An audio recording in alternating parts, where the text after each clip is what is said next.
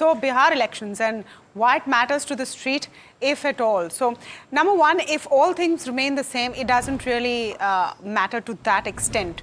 But if you recall, after the first phase, there was a bit of stress in the markets, and this was because of the bumper voter turnout. Now, in first phase, you had a 65% voter turnout, which was historical. The last time Bihar had that kind of a voter turnout was in 1997 or 1998.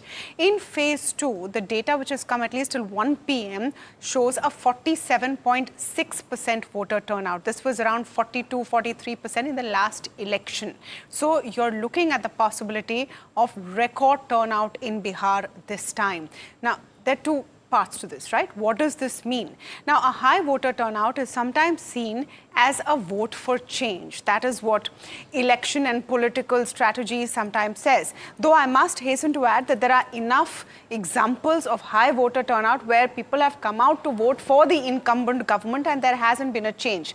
This time that question also gets raised because there is a new player in Bihar. You have the erstwhile political analyst Prashant Kishore, who has launched his Jan Swaraj party. They're fighting in pretty much all seats, and the question is whether this is going to make an impact or not. So watch out for that high voter turnout and the impact it has. Remember, exit polls will be out this evening. This is also something that the street will watch very carefully. We will be live on it on NDTV Profit. Now, the other part is why the high voter turnout. One factor to look at is that there is an exercise called SIR, which has taken place in Bihar, where all of the duplicate voter IDs have been deleted.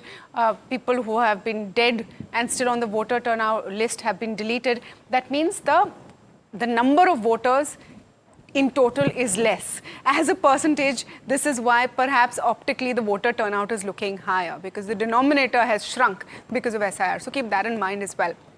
Having said that, the 2 or 3 things that the street will look out for, amongst others, is the size of the voter turnout, what the exit polls say. If it looks like there is continuity, and you see that on 14th November, that might be a reason for the street to cheer.